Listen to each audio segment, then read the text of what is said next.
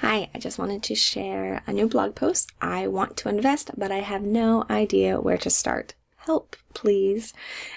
And so here is the blog post. It is very practical.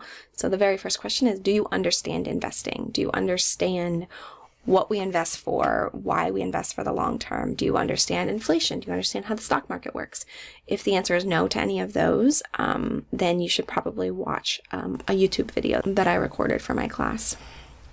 And then next, okay, now you're ready to invest and you're wondering, what do I actually invest in? And so I recommend index funds or index ETFs.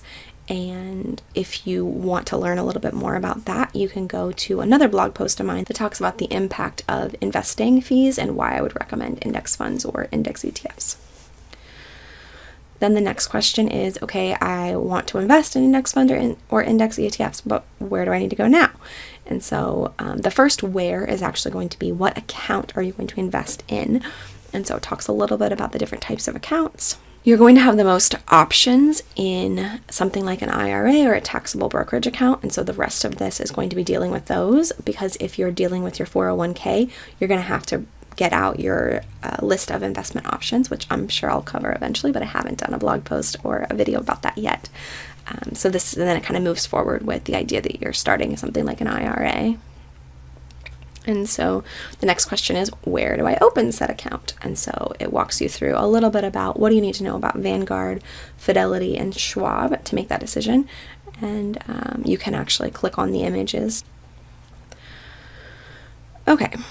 And then you've decided where you want to invest. Well, now you're going to think about, what do you want to actually invest in? And so once again, you can click on this. You can kind of see some of the potential options. I would encourage people to focus on a total US stock market or an S&P index fund or ETF as kind of their main investment. And if you want to do some international or some bond market or some real estate or something else, you could do that.